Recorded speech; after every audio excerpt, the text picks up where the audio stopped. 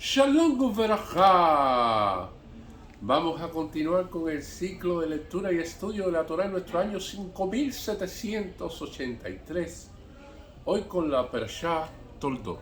Y dice así: Beles todo Yisab, ren Abraham Joliel Yisab, Yehi Yisab, ven Arbain Shana Bekafto Erika, Babetuel Arami, mi Padan Aran, Ajod Laban Arami, Lo Leisha.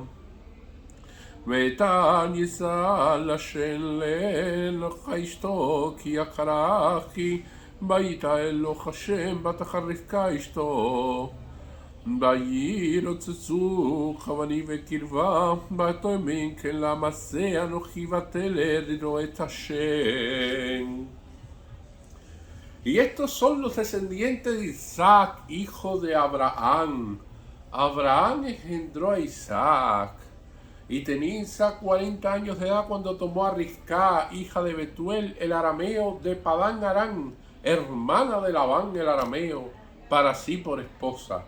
Y rogó Isaac ante Hashem frente a su mujer, pues ella era estéril. Y accedió Hashem al ruego de él y concibió Risca, su esposa. Y se agitaban los hijos en su interior y ella dijo: si es así, ¿por qué estoy así? Y fue a inquirir a Hashem.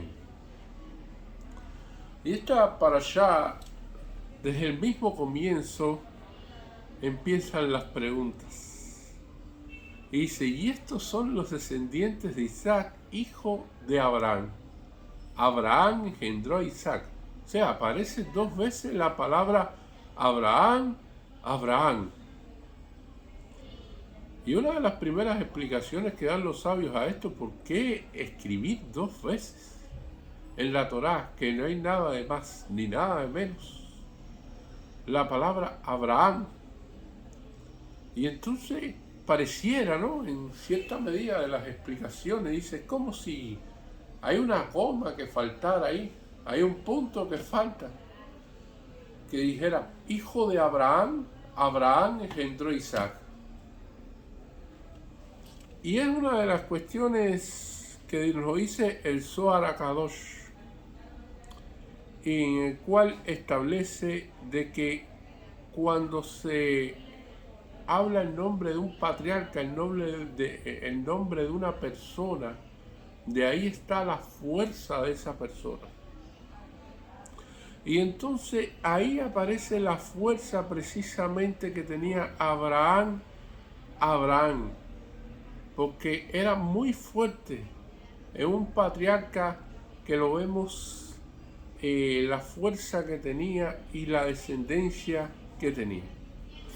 Pero mucho más allá de eso, cuando se establece el versículo y vemos aquí que dice: y estos son los descendientes de Isaac, lo lógico sería de que apareciera los hijos de Isaac, Jacob e Isaac. Y no dice: y estos son los descendientes de Isaac, hijo de Abraham. Y reafirma eso. Y después dice: Abraham engendró a Isaac. Dos veces. Hijo de Abraham y Abraham engendró a Isaac.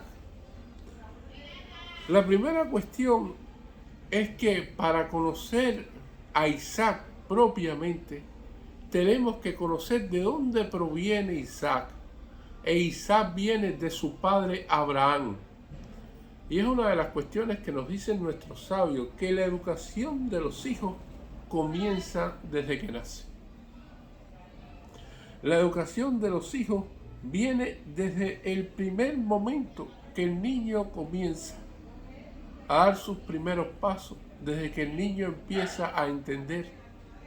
Y muchas veces en la educación los niños, cuando vemos que son chiquitos, los padres dicen: no, él es chiquito, déjalo que haga eso, pobrecito, no, que haga lo otro.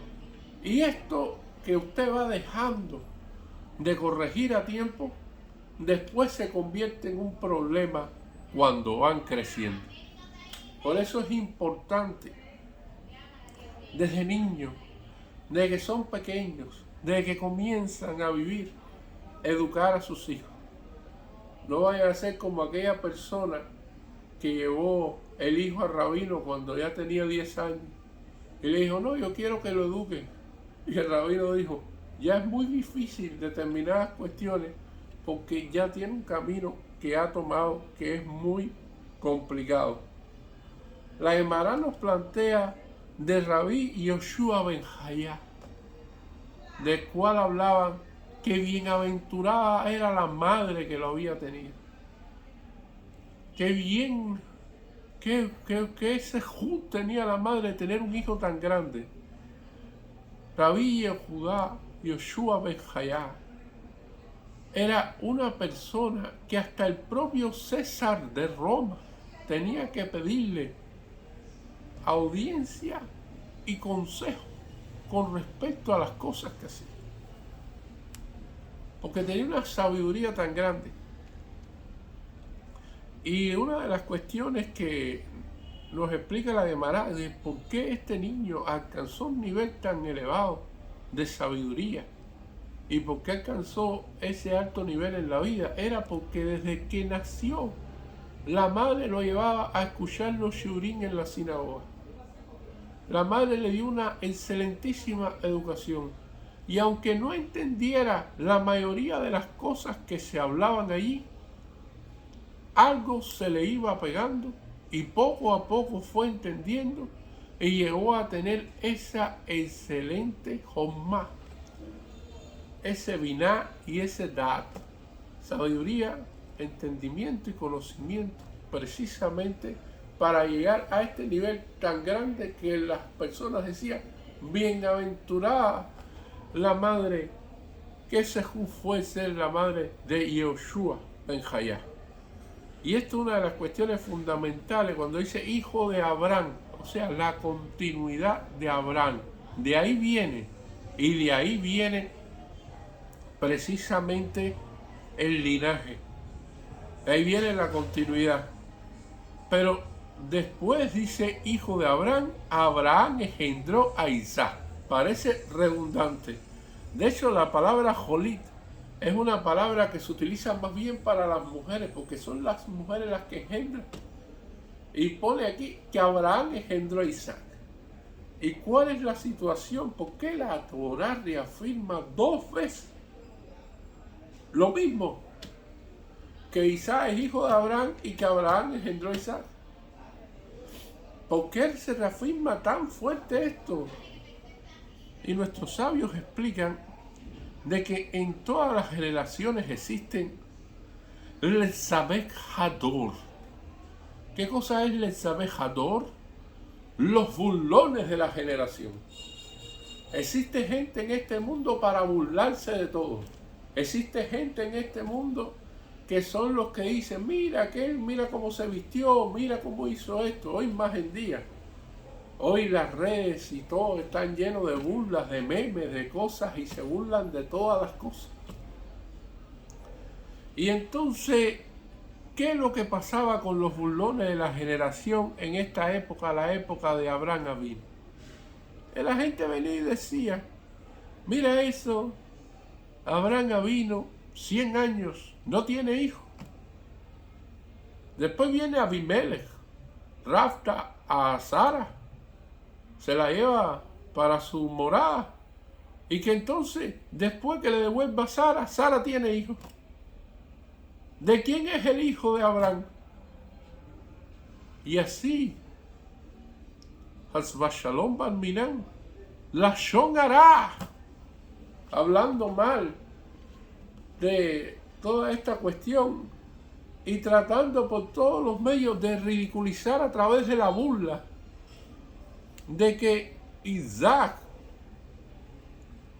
existía la posibilidad de que no fuera hijo de Abraham. Shalom Balmina. Y eso trajo consigo de que a partir de que existiera toda esta burla, la Torá quisiera reafirmarlo, la Torá quisiera precisarlo. La Torá hizo ese hincapié que dijo, hijo de Abraham, Abraham engendró a Isaac. Y lo primero que hizo Hashem para esto era de que la cara de Isaac era idéntica a la cara de Abraham. Generalmente hay un parecido de los hijos con sus padres, pero de que sean idénticos, de que sean Jimagua, de que no se puedan identificar el hijo del padre, eso prácticamente en este mundo solamente en Isaac y Abraham, que los dos estaban delante de ti y la gente se confundía si era Abraham o si era Isaac, porque lo hicieron idéntico. Y eso es uno de los primeros elementos que Hashem proporcionó para eliminar esta burla. Lo segundo es que nosotros pensamos de que los chistecitos, de que las burlas no tienen gran efecto, que la burla no es tan importante, que eso sencillamente es un bonche.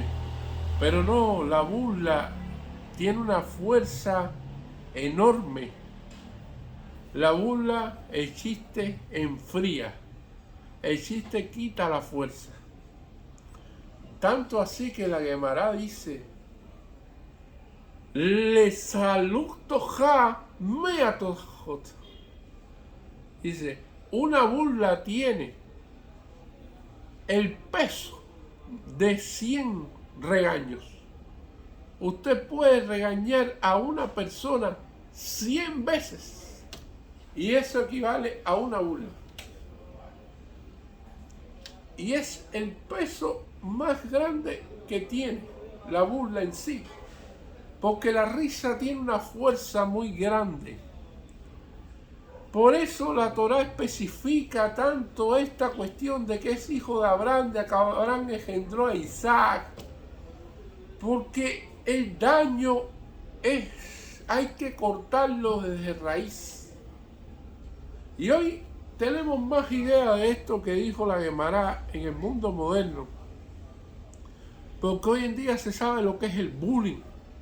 Hoy en día sabemos de que el bullying lo que le puede hacer a los niños en las escuelas, de cómo puede afectar su educación, de cómo puede afectar su desempeño en la vida, de lo que puede afectar su autoestima, de cómo puede dañar de una manera irreparable bullying en los niños, esta burla que existe y que históricamente ha existido. Por lo tanto, hoy se le da mayor atención a eso, cosas que no se hacía tanto en la antigüedad, pero en el judaísmo sí siempre se tuvo en cuenta, porque en nuestra Sagrada Torá, en nuestro Talmud, está bien explicado todas estas cuestiones, tanto es así que el Talmud nos dice: todas las burlas están prohibidas, excepto una, la burla realizada a la Abodá Zará, a la idolatría.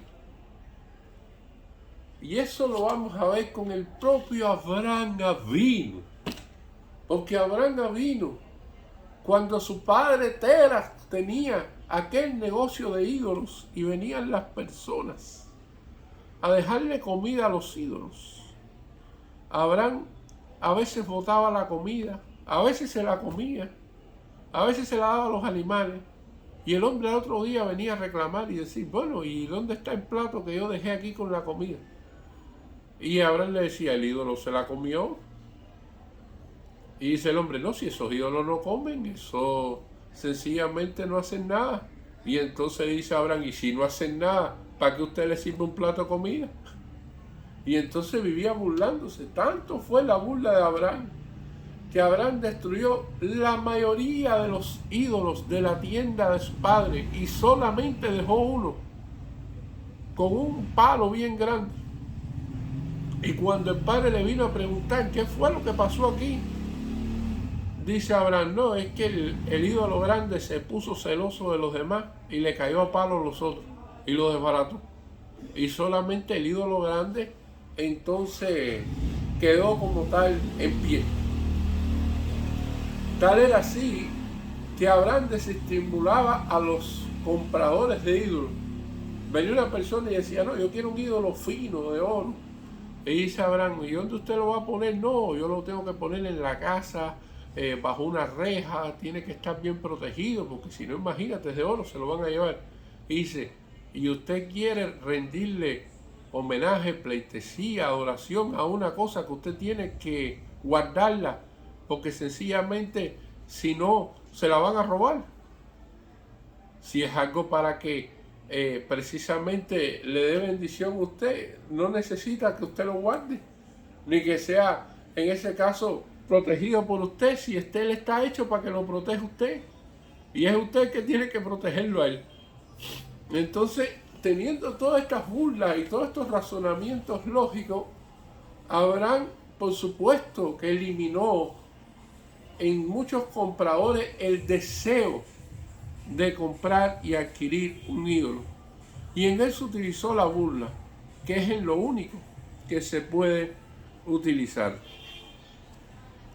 Nosotros vamos a ver que tenía Isaac 40 años de edad cuando tomó a Rivka.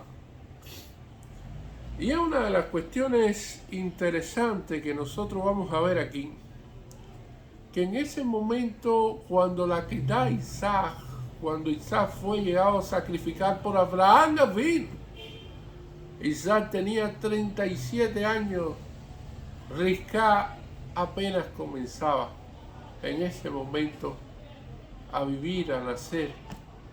Y entonces esperaron 3 años para sacar a Rivka como tal de la casa, como lo dice aquí, cuando tomó a Rivka, hija de Betuel, el arameo de Padán Aram, hermana de Labán, el arameo, para sí por esposa. O sea, estamos viendo de dónde viene Rivka. Y están poniendo nombres aquí de personas que evidentemente no son buenas personas. Betuel era conocido como un gran estafador. Betuel era un malvado. Betuel tenía todas estas cuestiones negativas. Y el hermano Labán, archiconocido también por nosotros, el arameo. Por lo tanto, vemos de dónde viene Rivka, y aquí es en la cuestión de que hay que sacarla tan joven, con apenas 3 años de esa casa, porque precisamente la maldad la tiene. Y una de las cuestiones que pregunta la Gemara nos dice, ¿y acaso Rivka no conocía la maldad? No la llegó a conocer, fue sacada chiquita con 3 años de la casa de Betuel y de su hermano Labán. Y la Gemara responde, sí la conocía, claro que conocía la maldad. ¿Por qué lo sabemos? Porque cuando se produce el proceso de la verajot de Isaac, ¿quién es la directora, la que prepara toda aquella cuestión, la que instruye a Jacob Avinu para tomar esa verajá? ¿Quién es la que le da las pieles para que pueda simular el cuerpo de Isaac? ¿Quién es la que prepara la comida favorita? ¿Quién es la que realiza todo eso? Y tiene toda esa jomá precisamente para lograr ese objetivo. Evidentemente es Rivka, y eso son cuestiones que aprendió de la casa de Betuel y también de su hermano Labán. Pero estamos viendo aquí de que utilizó eso para el bien. Una jomá en la cual fue utilizada para el bien. Y esto es una de las cosas importantes que tiene esta cuestión. Nosotros cuando analizamos y vemos esto, decimos, ¿cómo es que Betuel le fue arrebatada a esta niña? ¿Cómo es que Rivka pudo lograr salir de ahí? Y Betuel era un estafador especialista, y sabemos que Eliezer fue para allá con todos esos camellos cargados de piedras preciosas y todas esas cosas. Pero nosotros vemos de que cuando Eliezer estaba en ese momento, en el proceso de negociar con Betuel, y Labán por Rivka, Betuel pensó y dijo, todo lo que tú quieras te lo daremos. ¿Qué deseas? Rivka, no hay problema. Entonces Midrash nos dice, bueno, ¿y por qué? Porque sencillamente Betuel dijo, vamos a ponerle un plato envenenado de comida a Eliezer, y ya después que se muera, todo lo que pactamos ya no tiene validez, porque ya se murió, ya. Y me quedo con toda la riqueza, y Rivka se queda aquí. Pero vino un ángel e intercambió los platos. Y entonces Betuel terminó muerto. Y Labán no le quedó más remedio que cumplir la palabra de su padre y dejar que Rivka se fuera. Y solamente por la intervención de Hashem propiamente fue de que alguien como Betuel fallece, y además de eso, Rivka llega a manos de Isaac Avinu. Una de las cuestiones que plantean nuestros sabios es de que nosotros tenemos en nuestras raíces, como vemos que una de nuestras matriarcas es Rivka, evidentemente está la raíz de Betuel y está la raíz de Labán dentro de nuestras ascendencias, y que toda esa jomá la tiene el pueblo judío. Nuestro pueblo, el pueblo de Israel, lo tiene.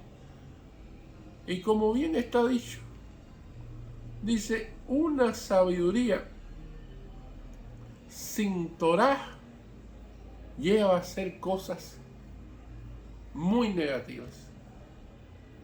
Por eso es que al pueblo de Israel, a nuestro pueblo le dieron la Torah, para cuando tengamos toda esta jomá que nos dieron, toda esta sabiduría que nos dieron, a través de la Torah, a través de la mitzvot, a través de cada uno de esos preceptos sagrados, entonces podamos encaminarla en hacer el bien, podamos encaminarla en hacer tikkun olam, el cambio de este mundo para bien. De ahí donde viene que jomá sin Torah, nada bueno sale de ahí. Todo es a través de la Torah, que es el filtro en el cual nos dice hacia dónde ir y qué hacer.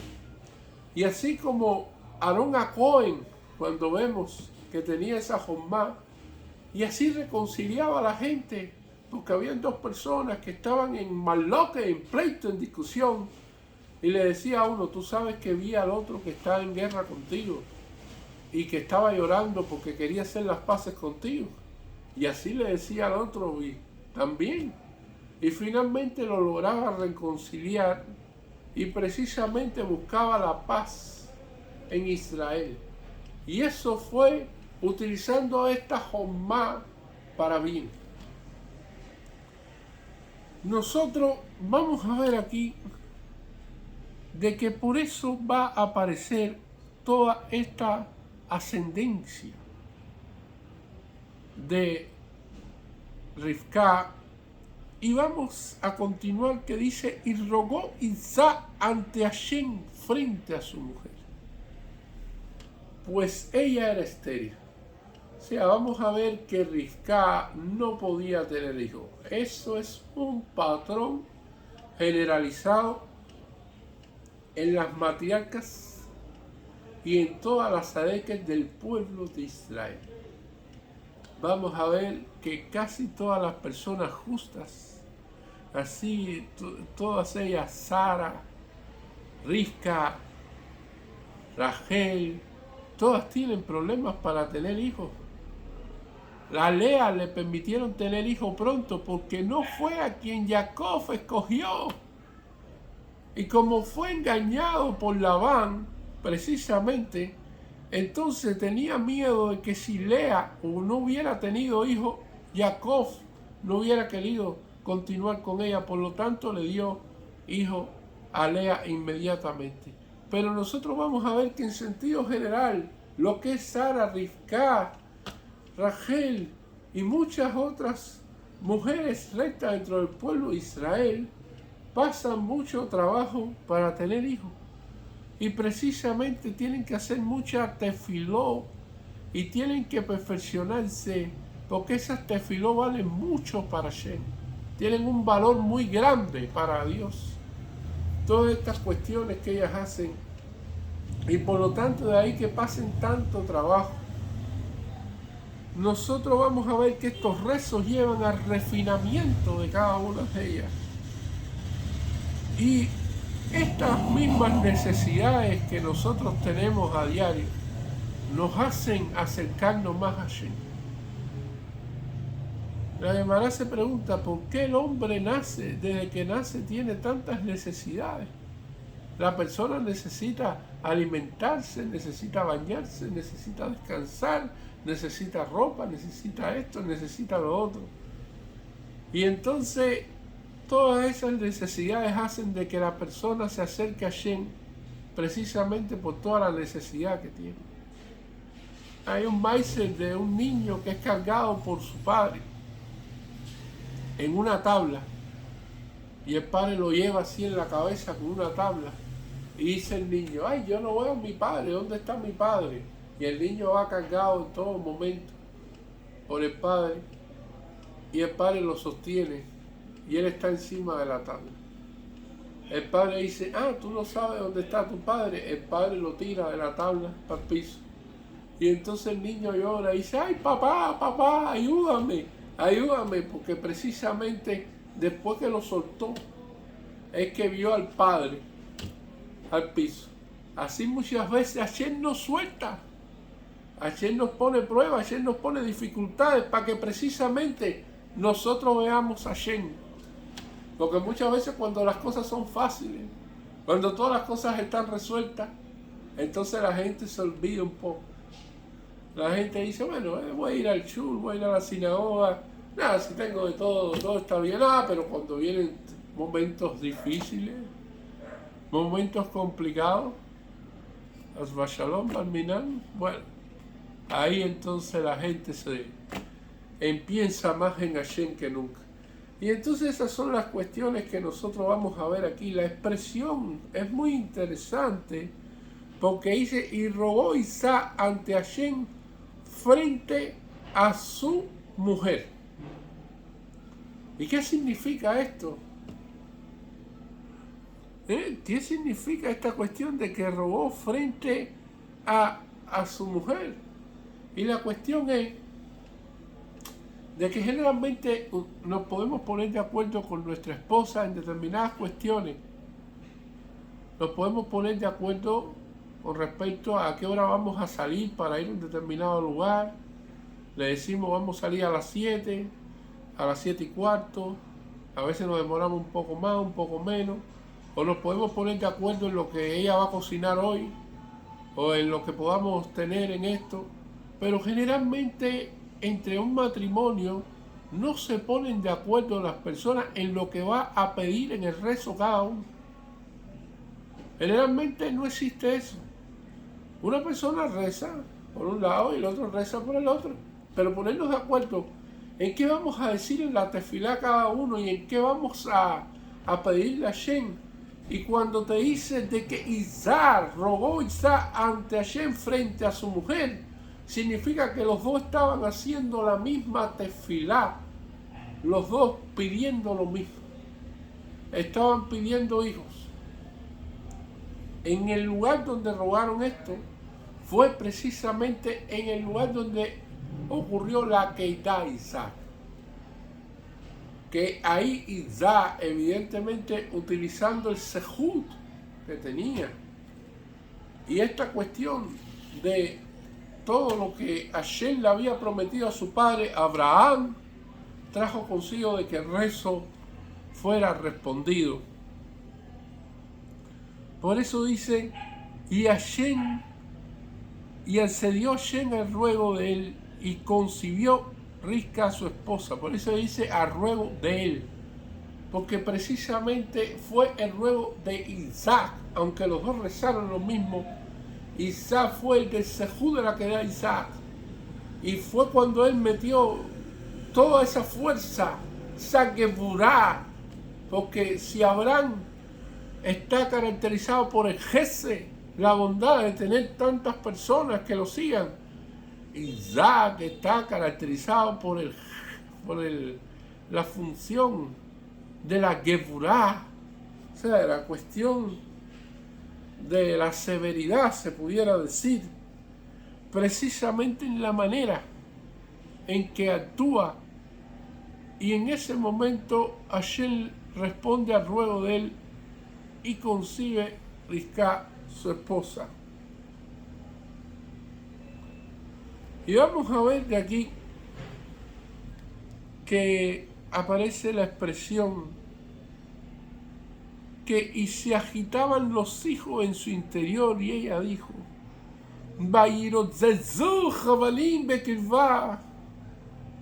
o sea, esa agitación, ese empuje, esa cosa que se empujaban causaba dolor a la madre. Y ella dice, si es así, ¿por qué estoy así? Lama sea tele. ¿Cuál es esta cuestión? Este dolor que yo siento, se está quejando Rivka precisamente de su embarazo. Y era un dolor muy grande. A nivel de Midrash nos explica de que en su interior, cuando ella iba y visitaba un lugar de Abodá Zará, sentía unas patadas hacia ese lugar. Cuando llegaba a un lugar que era Kadosh, sentía unas patadas hacia ese lugar. O sea, ella decía, ¿qué es lo que yo traigo aquí? Si voy a un lugar de idolatría, siento una inclinación hacia allá. Si voy a un lugar santo, siento otra inclinación hacia allá.